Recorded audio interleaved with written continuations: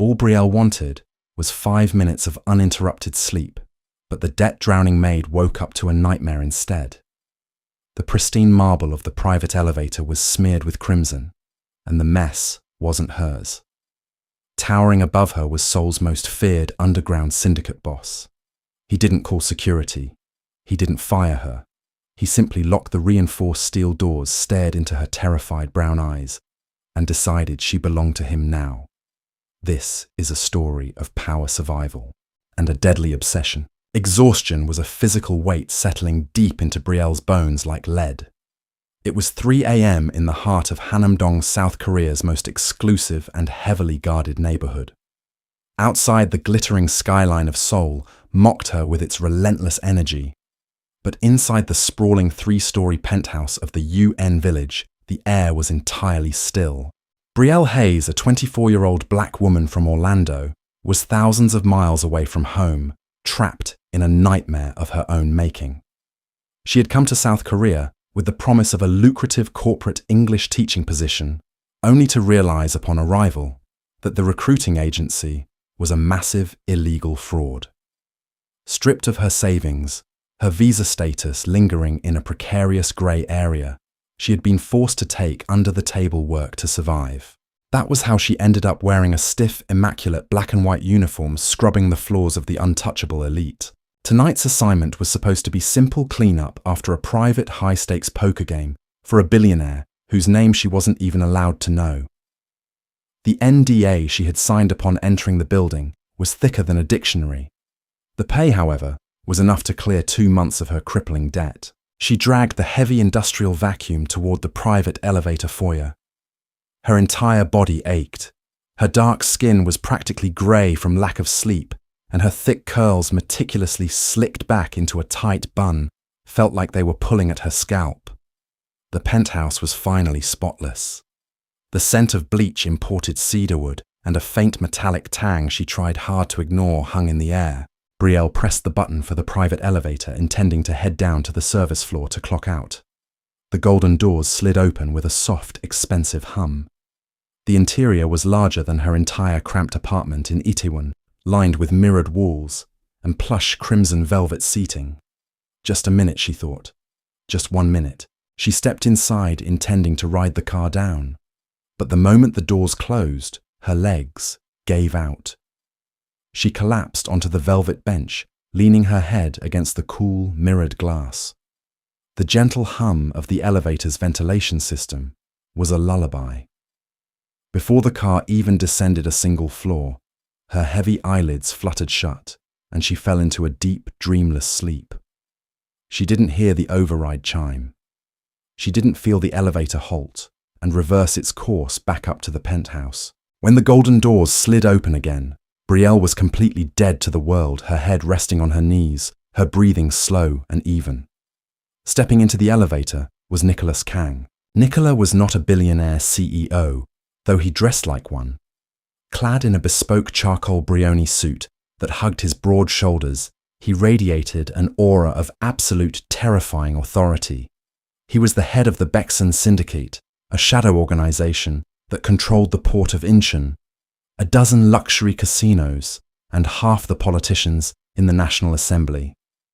His face was strikingly handsome, sharp jawline, piercing dark eyes, and raven hair slicked back with ruthless precision.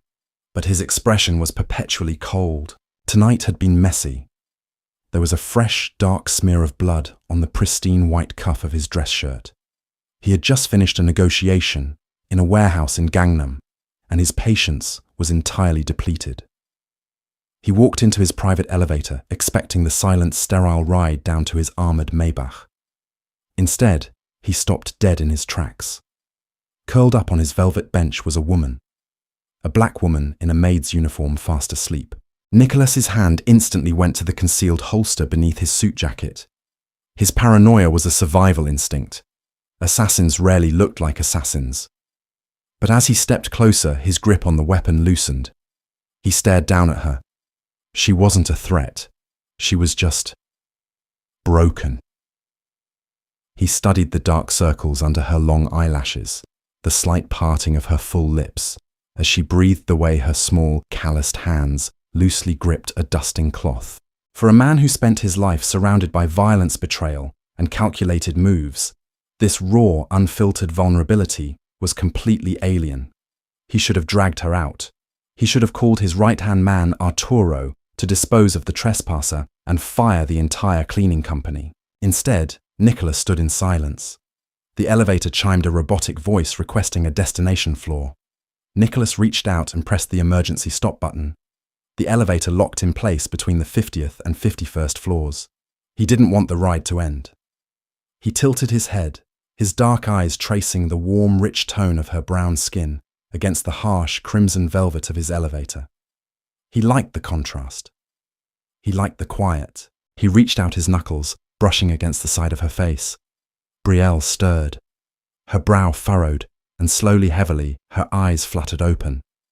For 3 seconds she was simply confused, her sleepy brain trying to register the incredibly handsome, intensely intimidating man standing over her. Then reality crashed down like a falling piano. She gasped, scrambling backward on the bench, her back hitting the mirrored glass with a dull thud. I'm so sorry, I didn't mean to. I was just going down to the lobby, I swear. Nicholas didn't step back. He didn't blink. He just watched her panic with a strange, detached fascination. "You are trespassing in my private car," he said, his voice a low, gravelly baritone that sent a shiver straight down Brielle's spine. His English was flawless, laced with a faint, untraceable accent. "I'm sorry, sir." Brielle stammered, her heart hammering against her ribs like a trapped bird. She scrambled to her feet, instinctively bowing in the traditional Korean apology, a gesture that looked jarring, coming from a terrified American in a maid's uniform. "I was just so tired. I'll leave right now. Please don't report me to the agency. I need this job. I really, really need this job." She reached blindly for the elevator panel, but Nicholas's large, scarred hand shot out, wrapping around her wrist. His grip was entirely immovable, yet surprisingly gentle. "You're not going anywhere," he said softly. Brielle froze, her eyes dropping to his hand. That was when she saw it. The dark, unmistakable stain of drying blood on his white cuff. Her breath hitched. She looked from his cuff to his face. The cold, dead expression in his eyes confirmed her worst fears. He wasn't just a rich CEO. She had seen things in Orlando, heard stories in Itaewon. The men who wore suits like that and bled on them didn't forgive mistakes. "Please," she whispered, her voice trembling. "I didn't see anything."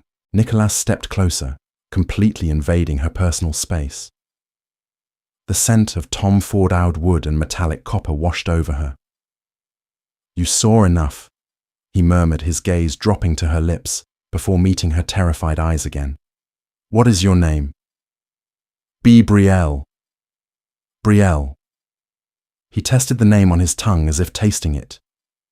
"You don't work for the cleaning agency anymore, Brielle. You work for me." Before she could process the sheer insanity of his demand, a deafening crack shattered the silence. The mirrored glass behind Brielle exploded into a web of white cracks. Nicola reacted before her brain even registered the gunshot. He tackled her to the floor, his heavy, muscular body pressing her down into the carpeted floor of the elevator, as a second bullet tore through the outer glass of the penthouse shaft. "Stay down!" he roared, pulling a sleek, suppressed Glock from his holster in a fluid, practiced motion. Brielle screamed, clapping her hands over her ears as the elevator shuddered violently. Sparks rained down from the ceiling as a hail of automatic gunfire tore into the elevator mechanics. The cables groaned, a horrifying metallic screech that vibrated through Brielle's teeth. Someone was trying to kill him, and she was trapped in the crossfire. "Arturo." Nicholas barked into a sleek earpiece he tapped on his right ear. "Sniper on the East Ridge. Cut the main cables, drop the car to the sub-basement. Now." "Drop the car!" Brielle shrieked, terror entirely overriding her fear of the man on top of her. "Are you insane?" Nicholas looked down at her, his expression utterly calm despite the chaos. "Brace yourself." The emergency brakes disengaged with a violent lurch. Brielle's stomach leapt into her throat as the elevator went into a terrifying freefall. She squeezed her eyes shut, sobbing openly, waiting for the crushing impact. But Nicholas's arm wrapped tightly around her waist, pulling her flush against his chest. He was a solid wall of muscle and heat, anchoring her in the dark. 5 agonizing seconds later, the magnetic braking system kicked in. The car slowed aggressively, jerking them both hard before slamming to a halt in the sub-basement garage. The doors immediately pried open, revealing a team of 6 heavily armed men in black tactical gear. At the front was Arturo, a towering blonde-haired British expatriate with a jagged scar running down his neck holding an assault rifle. "Boss!" Arturo said, his eyes flicking briefly dismissively to the sobbing black woman tangled in Nicholas's arms.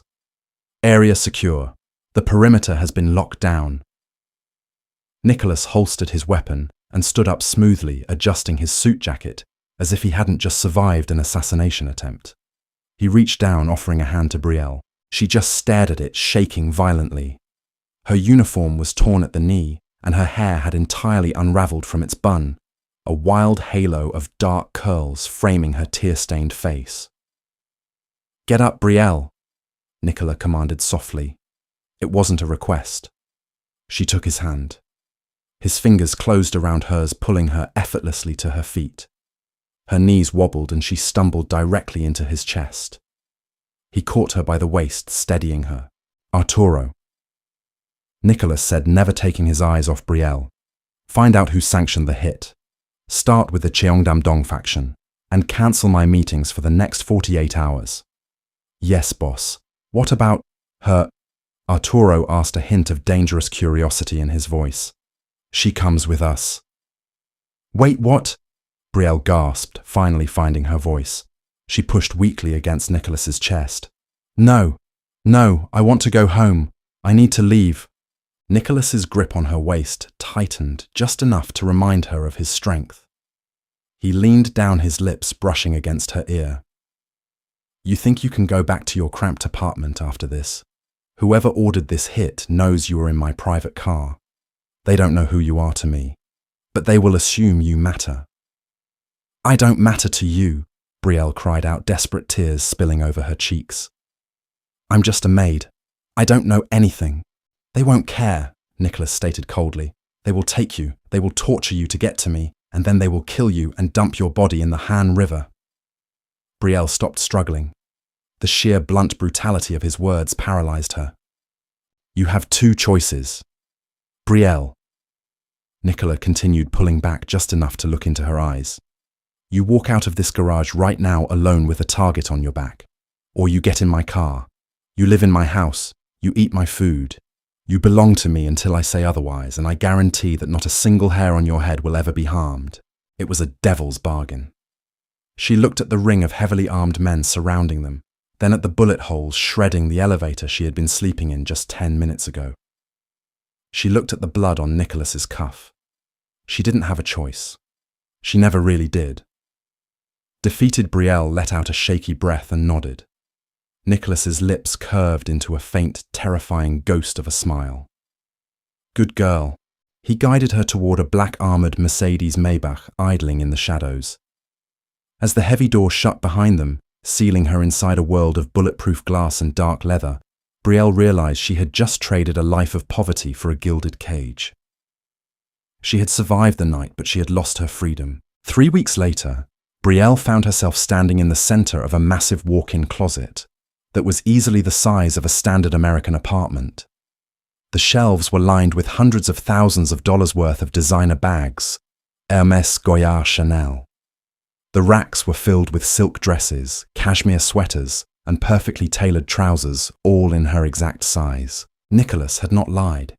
He had taken her to his primary residence, a fortress-like estate, hidden deep in the mountains bordering the northern edge of Seoul. The compound was surrounded by electrified fences patrolled by armed guards and equipped with state-of-the-art surveillance. She was a prisoner, but she was treated like a queen. Her debts in Orlando had miraculously vanished overnight. Her bank account, which had previously held a depressing $42, now showed a balance that made her physically dizzy. Nicholas had simply transferred a signing bonus for her new highly undefined role as his personal assistant. But the reality was she didn't assist with anything. She spent her days wandering the massive estate, eating gourmet meals prepared by a private French chef named Thomas, and reading in the sprawling library. But the silence was deafening, and the constant presence of armed guards reminded her that she was a bird locked in a very expensive cage. Nicholas himself was an enigma. She saw him mostly in the evenings. He would return from the city, shedding his bloody suit jackets and the ruthless persona of a Mafia boss, and he would seek her out. He never forced himself on her. He never demanded anything physical. Instead, he seemed entirely fascinated by her mere existence. He would sit in the leather armchair in the library, sipping an expensive Macallan 25 and just watch her. He asked her about her life in Orlando, about her dreams, about her favorite books. He listened to her with a ferocious intensity that made Brielle flush and stutter. Slowly, against all her better judgment, the terror she felt toward him began to warp into something infinitely more dangerous intrigue. She noticed the way his dark eyes softened when she laughed at a joke Thomas the chef made. She noticed the way he instinctively placed himself between her and any of his men who entered the room. He was a monster to the outside world, a ruthless kingpin who ruined lives. But to her, he was a silent, obsessive protector. But the illusion of safety was shattered on a rainy Tuesday evening. Brielle was wearing a simple pale yellow silk slip dress Nicholas had bought for her, her dark curls tumbling freely over her shoulders. She was walking toward the west wing of the estate to fetch a book when she heard raised voices coming from Nicholas's private study. The heavy mahogany doors were slightly ajar. Curiosity, powerful and foolish, propelled her forward. She peeked through the crack. Nicholas was sitting behind his massive desk, his face set in a mask of pure, unadulterated fury. Standing across from him was a man she had never seen before. He was tall, heavily tattooed, and possessed a slick, greasy kind of charm. "The Russian shipment belongs to us, Nicholas," the man sneered in heavily accented English. "You think you can just burn our warehouses at the docks and walk away? The council is furious." "The council can go to hell, Christian," Nicholas replied smoothly, his voice dripping with venom. "Your men stepped into my territory. They pushed product in my clubs.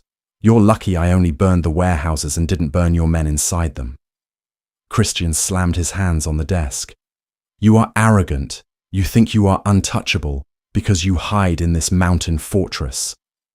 Christian spun around, pacing the room, and suddenly his eyes locked onto the crack in the door. He saw Brielle. Before Brielle could scramble away, Christian strode forward and yanked the doors wide open. Brielle gasped, stumbling backward into the hallway. "Well, well, well." Christian purred a nasty, predatory smirk spreading across his face as his eyes raked over Brielle's body, lingering on her dark skin and the delicate silk clinging to her curves. "What do we have here? I didn't know you kept such exotic pets, Nicholas." The temperature in the room plummeted to absolute zero. Nicholas didn't yell. He didn't swear. He simply stood up from his desk. The terrifying, deadly calm that washed over his features made Brielle's blood run entirely cold. "Arturo," Nicholas said softly. From the shadows of the hallway, Arturo appeared instantly, a massive, imposing wall of muscle. "Take Brielle to her room," Nicholas commanded, never taking his dead eyes off Christian. "Lock the door." "Nicholas, wait." Brielle started a terrible sense of dread clawing at her throat. "Go with Arturo, now." Arturo firmly grabbed her arm, pulling her away from the study. As she was dragged down the hallway, she looked back. Christian was still smiling, oblivious to his impending doom. "She's beautiful, Nicholas. Maybe when we renegotiate our terms, you can throw her in as a sweetener." The heavy mahogany doors slammed shut, cutting off his words. 2 seconds later, Brielle heard the muffled, unmistakable sound of a gunshot echoing through the sprawling mansion. Then a sickening thud. Then absolute silence. She froze in the hallway, her heart pounding in her ears, her eyes wide with sheer terror. Arturo didn't flinch. He just kept pulling her toward her gilded cage. Brielle realized in that horrifying moment that Nicholas Kang wasn't just protecting her. He was obsessed with her, and anyone who dared to even look at what belonged to him was going to die. The scent of copper and fresh rain always lingered in the mansion after a storm, but tonight the air inside Brielle's bedroom felt suffocatingly heavy. She sat on the edge of the king-sized bed, her fingers tightly gripping the pale yellow silk of her dress. The fabric which had felt like luxury against her skin only an hour ago now felt like a shroud. Her mind played the echo of that single muffled gunshot on a loop. Thud. The sound of a human body hitting the pristine hardwood floor of Nicholas's study. The door to her bedroom didn't just lock from the inside, it locked from the outside. Arturo had turned the key with a heavy, definitive click that resonated through the empty corridor. She was safe, yes, but she was a prisoner to a man who executed business associates between sentences. Hours bled into one another. The digital clock on the nightstand ticked past 2 a.m. Just as Brielle's eyes finally began to heavy with exhaustion, the metallic mechanism of the door handle turned. The lock clicked open. Brielle scrambled backward, pressing her spine against the tufted velvet headboard. Nicholas stepped into the room. He had discarded his suit jacket. His white dress shirt was unbuttoned at the collar, the sleeves rolled up to his forearms, revealing the intricate dark tattoos of dragons and tigers weaving around his scarred skin. He didn't look angry. He looked entirely hollowed out, carrying the grim exhaustion of a man who ruled an empire with blood. He didn't say a word.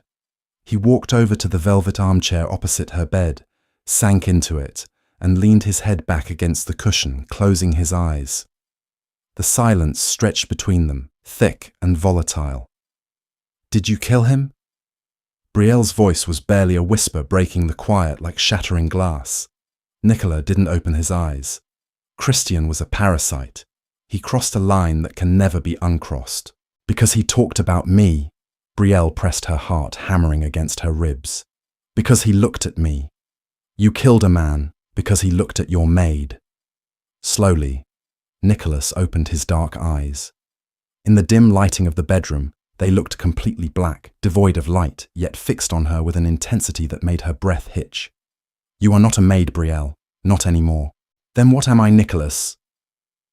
She stood up, her fear suddenly giving way to a desperate, fiery anger. She walked toward him, stopped 3 feet away, her hands trembling. Look at me. I am a black woman from the south side of Orlando. I have a family who thinks I'm teaching English in a nice school. I have a life I'm supposed to be living. Instead, I am locked in a mountain fortress in South Korea because I fell asleep in the wrong elevator. What am I to you? A trophy. An exotic pet. Like he said, Nicholas stood up so fast Brielle didn't even have time to flinch. In a single stride, he closed the distance between them. His large hands came up, framing her face, his thumbs wiping away a tear she hadn't realized had fallen. His touch was warm, solid, and terrifyingly gentle. Do not ever use his words to describe yourself. Nicholas growled softly, his face inches from hers. He died because he insulted you. He died because he looked at you with filth in his eyes. You are not a pet, Brielle. You are the only clean thing in my world. Brielle stared up at him, her chest heaving.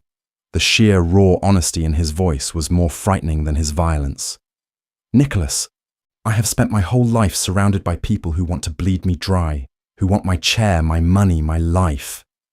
He whispered, his eyes dropping to her lips before returning to hers. Then I open my elevator doors and I find you. You didn't want my money. You didn't know my name. You were just tired. When I hold you, the noise in my head stops. This is crazy, she breathed, though she didn't pull away from his touch. Her body was betraying her humming, with a strange magnetic attraction to the monster standing before her. You can't just keep a person. I can... Nicholas murmured, his thumb brushing against her lower lip. And I will. He leaned down, and for a terrifying, beautiful second, Brielle thought he was going to kiss her. But he didn't. He simply pressed his forehead against hers, taking a deep, ragged breath, inhaling the scent of her cocoa butter and vanilla perfume. Sleep, Brielle, he whispered against her skin. Tomorrow, everything changes. Before she could ask what he meant, he let her go, turned on his heel, and vanished into the darkness of the hallway, locking the door behind him once more. The next morning brought a deceptive peace. Thomas the private chef brought Brielle breakfast on a silver platter, perfectly poached eggs and fresh fruit. But Thomas wouldn't look her in the eye. The entire staff moved through the mansion, like ghosts speaking in hushed whispers. The disappearance of Christian, the head of the Cheongdam-dong faction, was already sending shockwaves through the Seoul underworld. By afternoon, Nicholas was gone, called away to an emergency meeting of the Syndicate Council to answer for Christian's sudden disappearance. Brielle was left alone in the sprawling estate. Seeking an escape from the suffocating walls, she walked out into the manicured traditional Korean gardens in the central courtyard. The air was crisp, the sky a brilliant mocking blue. "It's beautiful, isn't it?" Brielle jumped, spinning around. Standing near the koi pond was a woman she had never seen before. She was breathtakingly beautiful, with pale skin, sleek black hair cut into a sharp bob, and a designer trench coat that screamed old money. She held a slim cigarette between her manicured fingers. "Who are you?" Brielle asked, her survival instincts immediately kicking into high gear. The guards were usually everywhere, but the courtyard was strangely empty. The woman smiled, a cold, calculated expression that didn't reach her eyes. "My name is G.R. Park. My father is the chairman of the Hanseo Group, and until 3 weeks ago I was arranged to be Nicholas's wife." Brielle's blood ran cold. Arranged wife. Nicholas had never mentioned her. G.R. took a slow drag of her cigarette, blowing the smoke into the crisp air. She walked toward Brielle, her heels clicking sharply against the stone path. She stopped a few feet away, her eyes scanning Brielle from head to toe, with a mixture of amusement and disdain. "So you are the little American maid he rescued from the elevator?" G.R. purred, her English sharp and precise. "I must admit I was curious. Nicholas has never been one for distractions, especially not unconventional ones. If you're here to threaten me, you're wasting your time," Brielle said, tightening her jaw, refusing to show the fear clawing at her stomach. "I didn't ask to be here." "Oh, I know you didn't," G.R. laughed softly. "Nicholas is a collector. He finds something rare and he locks it away. But you need to understand something, Brielle. In our world, an obsession like you is a death sentence. For him, and for you. What do you want, G.R.?" G.R. stepped closer, dropping her cigarette and crushing it beneath her designer heel. "I am giving you an out. The Syndicate Council is furious about Christian. They know Nicholas did it because of you. They are planning a coup. If you stay here, you will be caught in the crossfire, and Nicholas will let this entire city burn just to keep you. He will lose everything." She reached into her coat and pulled out a thick, heavy envelope and a dark blue American passport. Brielle's eyes widened. It was her passport, the one Nicholas's men had confiscated weeks ago. "There is a private jet waiting at Gimpo Airport," G.R. whispered, holding out the envelope. "Inside is your passport and $5 million, enough to buy a new life anywhere in the world. Walk out of those gates with me right now. Save yourself, and save Nicholas from his own madness." Brielle stared at the passport. Freedom. Her family. Her life back in Orlando. It was everything she had been praying for since the night she fell asleep in that elevator. All she had to do was take the envelope and walk away. But as she looked at the passport, a heavy, painful weight settled in her chest. If she left, Nicholas would burn. The council would attack him while he was distracted looking for her. "How did you get past the guards?" Brielle asked suddenly, her eyes narrowing. G.R.'s smile faltered for a fraction of a second. "I have connections within the Baeksan Syndicate. People who want stability, not a war over a foreign girl. Choose now, Brielle. Freedom or death." Brielle reached out her fingers, brushing the smooth surface of her passport. She wanted to take it. She really did. But the memory of Nicholas's dark eyes, the desperate way he had pressed his forehead against hers, the promise that he would protect her. It held her fast. She had grown to care for the monster. "No," Brielle said, pulling her hand back. "I'm not going anywhere with you." Gia's face instantly contorted into a mask of pure venom. "You stupid, ignorant girl." Before Brielle could react, Gia reached into her trench coat. But she didn't pull out another envelope. She pulled out a compact silver revolver. "If you won't leave, then you're just a liability that needs to be removed," Gia hissed, raising the weapon, pointing it directly at Brielle's chest. Brielle froze her breath, catching in her throat. The serene garden suddenly felt like an execution ground. "Gia, don't do this. Nicholas will kill you." "Nicholas will never know," Gia sneered. "The council will be told the Cheongdam-dong faction infiltrated the estate and took revenge for Christian. You are nothing but a temporary itch he needed to scratch." Gia tightened her finger on the trigger. Bang! A shot echoed through the courtyard, but it didn't come from Gia's gun. Gia gasped, her eyes widening in shock, as a bloom of crimson erupted through the shoulder of her white trench coat. The silver revolver slipped from her fingers, clattering onto the stone path. She stumbled backward, clutching her bleeding shoulder, crying out in pain. Brielle spun around. Standing at the entrance of the courtyard was Arturo, his face grim, a smoking pistol held firmly in his hand. Behind him, 4 heavy guards immediately flooded the garden, tackling a bleeding Gia to the ground. "Miss Hayes, are you unharmed?" Arturo asked, stepping forward, his voice completely level, as if he hadn't just shot a billionaire's daughter. I'm fine." Brielle stammered, her knees shaking so badly she had to grip the stone edge of the koi pond to stay upright. "Arturo, how did she get in here?"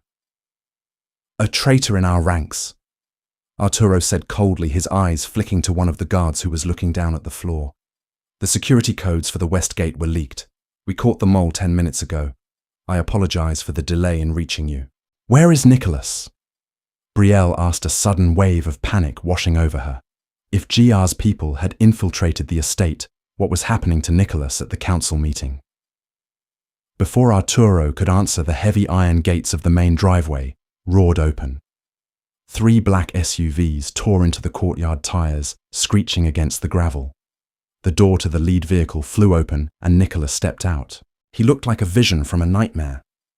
His pristine grey suit was heavily torn, covered in dust and splattered with dark, fresh blood. His hand was wrapped in a makeshift bloody bandage, and his face was set in a mask of pure, unbridled rage. He didn't look at Gia, who was sobbing on the ground. He didn't look at Arturo. His eyes locked onto Brielle, scanning her frantically for injuries. In 3 massive strides, he crossed the garden and slammed his body into hers, pulling her into a crushing, desperate embrace. His heart was hammering so violently against his chest that Brielle could feel it through his ruined suit jacket. "You're okay," he growled, his voice raw, burying his face in her dark curls. "You're okay. God damn it, I thought I was too late." "Nicholas, what happened?" Brielle whispered, her arms instinctively wrapping around his neck, holding onto him just as tightly. "You're bleeding." "It's not my blood," Nicholas said, pulling back just enough to look at her face. His eyes were wild, bloodshot, filled with a terrifying adrenaline. "The council tried to ambush me at the warehouse. It was a trap. Gia's father organized the whole thing. They wanted me dead so they could take over the ports." Brielle looked at Gia, who was now being forced to her feet by the guards. "She tried to kill me, Nicholas. She had my passport." Nicholas's gaze shifted to Gia. The warmth that had been in his eyes when looking at Brielle instantly vanished, replaced by an icy, murderous emptiness that made even the hardened guards step back. He walked over to Gia, his shoes clicking heavily against the stone. He looked down at her as if she were a cockroach beneath his boot. "Nicholas, please." Gia begged, her voice trembling, her face pale from blood loss. "My father. He can give you everything. We can still marry. This was just a mistake." Nicholas reached out his bloody bandaged hand, wrapping around Gia's throat, cutting off her words. He lifted her slightly, his voice dropping to a terrifying quiet whisper that echoed in the silent garden. "Your father is currently floating in the Incheon harbour. Nicholas said coldly.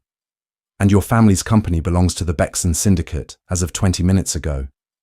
You thought you could touch what is mine. Nicholas, stop! Brielle cried out, stepping forward. Nicholas froze. He didn't let go of Gia's throat, but he turned his head to look at Brielle. Don't do this! Brielle pleaded, her eyes filled with tears. Not like this. Not in front of me. I don't want any more blood on my hands, Nicholas. Please. Nicholas stared at Brielle for a long, agonizing moment.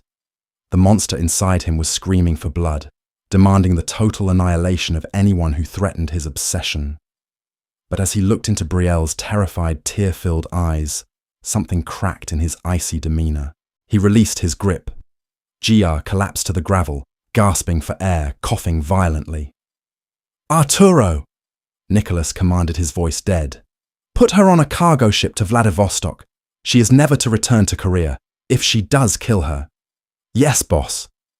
Arturo nodded, gesturing for the guards to drag the sobbing woman away. The garden cleared, leaving only Nicholas and Brielle standing amidst the ruined paradise. The wind howled through the trees, carrying the scent of smoke from the city below. Nicholas turned back to Brielle, looking down at his bloody hands, then at her pristine silk dress. He looked entirely lost, a king who had won a war but was terrified of losing the only thing that mattered. You should have taken the passport, he said softly, his voice full of a strange, bitter sorrow. You would have been safe. Brielle walked over to him, stepping over the pool of Gia's blood. She reached out, taking his large, battered hands in her own, ignoring the stains transferring to her skin. I tried to, Brielle whispered honestly, looking up into his dark eyes. But I realized, I don't want to be safe if it means leaving you to burn. Nicholas's breath hitched. For the first time since she had met him, the cold, untouchable Mafia boss looked completely vulnerable. He pulled her back into his arms, holding her as if she were the only anchor in a world that was tearing itself apart. Brielle closed her eyes, resting her head against his bloody chest. She knew the war wasn't over. She knew the syndicate would face more threats, and her life would never be normal again. She was no longer just a maid who fell asleep in an elevator. She was the queen of a dark empire bound by blood silk, and a deadly obsession she could no longer escape. The aftermath of a coup wasn't marked by loud explosions, but by an eerie transactional silence. Within 48 hours of the garden ambush, the hierarchy of the Bexan Syndicate was aggressively rewritten. The Hanseo Group's stock plummeted, absorbed into shadow shell companies controlled by Nicholas Kang. But inside the mountain fortress, the physical toll of the war was impossible to hide. The scent of ozone and premium paint hung heavy in the west wing as contractors repaired the damage from the security breach. Brielle sat at the long mahogany table in the formal dining room. She wore a deep emerald green velvet gown, a stark contrast to her dark skin, which now bore a golden sheen from the afternoon sun tracking through the high-arched windows. Before her sat a heavy leather-bound ledger, the physical manifestation of Nicholas's empire. You don't have to look at those, Miss Hayes, Arturo said, standing near the sideboard, adjusting his collar. His shoulder was tightly bandaged under his charcoal suit jacket from a graze he'd taken during the shipyard sweep. If I'm staying Arturo, I'm not doing it with my eyes closed, Brielle replied without looking up. Her thumb traced the edge of a page, detailing shipping manifests out of the port of Incheon. Nicholas told me I'm not a maid anymore. If I'm the only clean thing in his world, I at least need to know where the mud is. Arturo let out a dry, rare chuckle. The mud is everywhere, Miss Hayes. It runs all the way to the blue house. The heavy double doors of the dining room swung open, and Nicholas stepped inside. He had traded his blood-stained garments for a crisp navy blue linen shirt, the top 3 buttons undone, exposing the heavy silver chain around his neck. His face looked leaner, his jawline sharper from days of minimal sleep and maximum execution. Leave us, Arturo, Nicholas commanded, his eyes already locked onto Brielle. Arturo bowed his head slightly and exited, the click of the latch echoing through the vault-like room. Nicola walked to the head of the table, but he didn't sit in his designated high-backed chair. Instead, He pulled a chair directly next to Brielle, sinking into it with a low grunt of exhaustion. He reached out his long calloused fingers, closing over her hand, stopping her from turning the ledger page. "You're tracking the digital transfers from Orlando," he noted, his voice a gravelly rumble. "You paid off my mother's mortgage," Brielle whispered, finally turning her head to meet his intense gaze. "And my brother's medical bills from his accident 3 years ago. Nicholas, how did you even find out about those? When you belong to me, everything about you becomes my responsibility," Nicholas said flatly, as if ordering a casual dinner. "Your family was drowning. You came to this country to save them, and you ended up in a cage because of it. Consider it a retroactive salary for the stress I've caused you." Brielle's breath caught. She felt a profound, terrifying wave of warmth spread through her chest. It was a classic manipulation tactic of powerful men. She knew that gilded chains wrapped in financial freedom. Yet looking into his eyes, she saw no calculation. She saw only an aggressive protective instinct that bordered on a psychological sickness. They asked where the money came from. Brielle said, her voice trembling. "I told my mom it was an advanced grant from a new international educational foundation." "A beautiful lie," Nicholas murmured, leaning in close, his breath brushing against her cheek. "Let them believe it. They are safe in Illinois. No one from the Seoul underground can touch them there. I've placed 3 of my private security detail out of the Orlando office on their block." "You put guards on my family." Brielle's eyes widened, a flare of her old independence rising. "Without asking me." "A precautionary measure," Nicholas said, his grip tightening just enough to command attention. "GR's faction wasn't working alone. The Russian supplier Christian mentioned before he died, a man named Raymond, has arrived in Seoul. He didn't come to negotiate. He came to collect the debt Christian owed him. And he knows I took over the docks." Before Brielle could process the introduction of a new threat, the emergency phone on the table, a secure encrypted line that only rang for catastrophic events, began to vibrate violently against the polished wood. Nicola answered it instantly. "Speak." Arturo's voice was distorted by static, but the panic in his tone was unmistakable. "Boss, we have a situation at the Gangnam Vault. It's Raymond. He didn't hit the docks. He hit the central holding facility. And boss, he didn't take the cash. He took the ledger duplicates, the ones detailing the political payoffs." Nicholas stood up so violently his chair screeched against the marble floor. "How the vault requires biometric validation. They didn't bypass it, boss." Arturo choked out, his voice dropping into absolute dread. "They brought the severed hand of the branch manager. They're moving toward the safe house near Buchan Mountain. They have a hostage."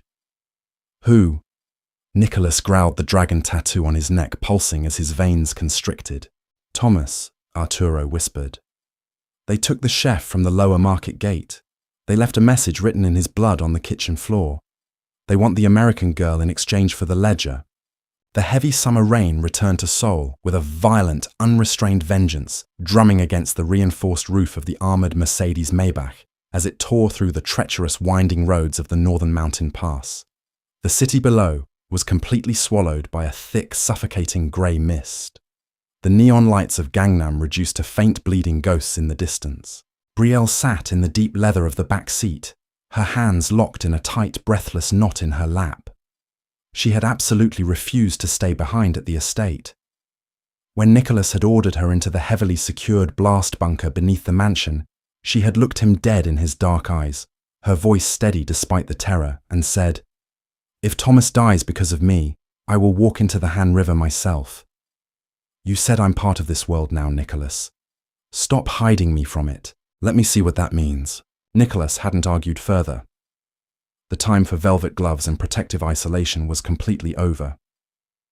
He sat directly next to her in the shadowed interior of the car, methodically checking the chamber of a tactical shotgun.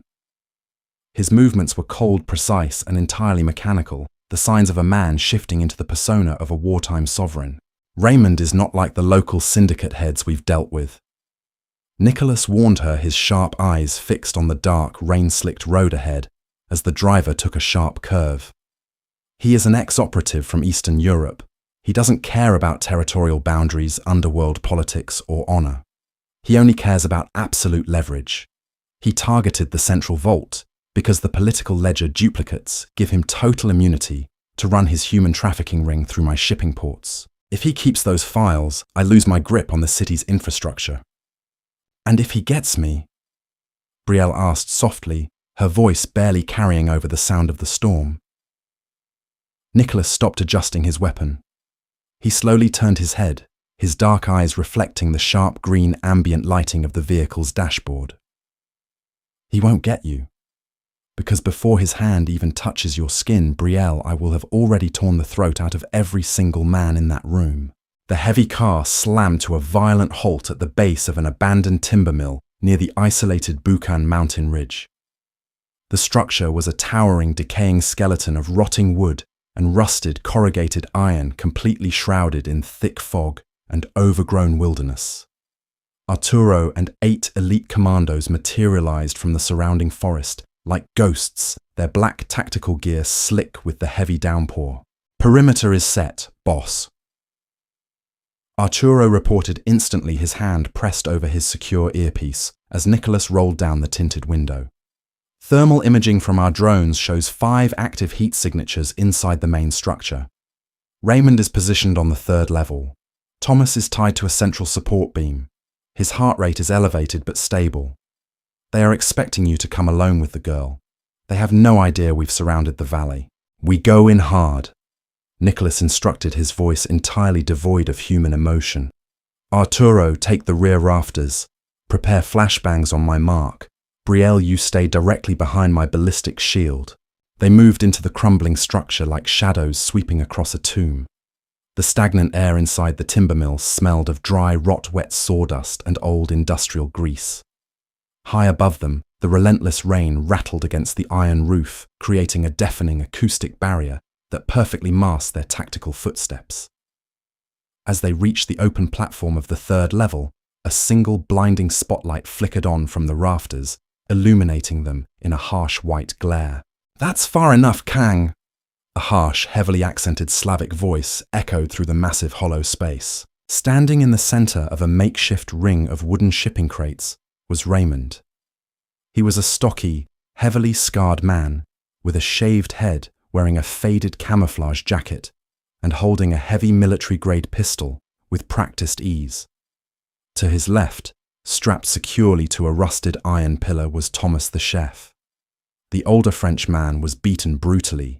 His face was swollen and bruised, and a thick line of dark blood dripped from his hairline onto his pristine white chef's coat. "I see you brought the prize." Raymond sneered, his eyes moving past Nicholas's broad shoulders to lock onto Brielle. A low, disgusting chuckle escaped his lips as he raked his eyes over her. "She is striking, Nicholas. Truly unique. No wonder you killed Christian and destroyed the Cheongdam-dong faction over her. A man of your immense stature risking an entire multi-billion-dollar empire for a bit of foreign silk." Nicholas stepped forward, his massive frame completely obscuring Brielle from Raymond's predatory view. "You have the ledger duplicates, Raymond, but you don't have the digital decryption keys. Without them, those files are nothing but useless lines of corrupted code to your buyers. Let the old man go, take the keys, and leave my country by sunrise. That is your only path to survival. Ah, the keys." Raymond smiled slowly, pulling a heavy silver flash drive from his pocket. "I figured you'd bring them, but I like my insurance policies to be absolute. I take the keys, and I take the girl. She stays with me in Vladivostok until the offshore financial transfers completely clear and my cargo ships are safely out of international waters." "No," Nicholas said softly, his tone flat. "No." Raymond laughed loudly, a mocking sound that bounced off the metal walls. He cocked his pistol with a loud mechanical click and pressed the cold barrel directly against Thomas's temple. "You think you're in a position to negotiate boy one slight pull of this trigger and your precious chef is brains on the floor. Then we see how clean your little American maid feels when she realizes her existence caused it." Brielle's heart stopped. She looked at Thomas, who was shaking violently, his eyes closed in silent, terrified prayer. She looked at Nicholas, whose back muscles were locked so tightly beneath his dark linen shirt that they looked like solid stone. She knew the cycle of blood had to stop here, or it would completely consume every innocent person who ever came near them. Before Nicholas could sense her movement or reach out to stop her, Brielle stepped out from behind his protective frame, walking directly into the blinding glare of the spotlight. "I'll go," Brielle said clearly, her voice echoing with a strange, fierce authority through the massive mill. "Brielle, get back behind the shield." Nicholas roared, his cold composure cracking into pure panic for the first time since she had met him. "No, Nicholas!" She yelled back, her eyes flashing with a desperate resolve. "Look at him. He's going to kill Thomas. I won't let another innocent person die just because I fell asleep in an elevator. If he wants me as leverage, he can have me." Raymond's grin widened into a triumphant, predatory smirk. "Smart girl. Walk over here, beautiful. Leave the guns on the floor, Nicholas, or the old man dies right now." Brielle began to walk forward across the platform, her feet clicking softly against the rotting wooden floorboards. Nicholas's hand reached out in her peripheral vision, his fingers brushing against the fabric of her white suit, a silent, agonized plea for her to stop. But she kept moving forward, her eyes locked onto Raymond's weapon, her heart hammering a frantic rhythm against her ribs as she prepared for the final strike. The world exploded into white light and a deafening rhythmic roar. The flashbang detonated directly above Raymond's head, blinding him instantly. He screamed in pure, unadulterated frustration, firing his heavy military pistol blindly into the decaying floorboards as he stumbled backward. The muzzle flashes cast jerky, monstrous shadows against the corrugated iron walls of the timber mill. In that fraction of a second of absolute chaos, Nicholas moved with supernatural, terrifying speed. He didn't use his shotgun. The rage consuming him was far too primal for a firearm. He closed the distance between them like a starving panther. His massive muscular frame collided with Raymond's, the sheer force of the impact, sending both men crashing violently through a stack of old wooden shipping crates. The sound of flesh striking flesh, the heavy, brutal thuds of two apex predators fighting for survival, filled the third floor of the mill. Raymond was a highly trained ex-operative, but Nicholas was fueled by a feral, possessive madness that made him entirely invincible. He pinned Raymond to the concrete foundation, his large scarred hands wrapping around the man's throat, slamming his head repeatedly into the floor until the Slavic operative's eyes rolled back into his head, his body going completely limp. "Secured. Secure the area." Arturo's voice boomed through the rafters as the elite commandos flooded the floor, weapons raised, cutting a sobbing Thomas free from his bonds. Brielle pushed herself up from the dusty floorboards, her breathing ragged and shallow. Her green velvet dress was completely ruined, covered in grime, soot and sawdust, but she didn't care. She looked across the room through the settling smoke. Nicholas was standing over Raymond's unconscious body. He was panting heavily, his face splattered with sweat and debris, his knuckles bleeding. Slowly he turned his head to look at her.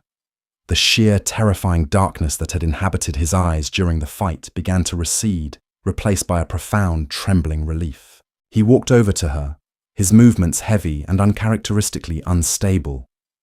He didn't care about the stolen ledger. He didn't care about the commandos watching them.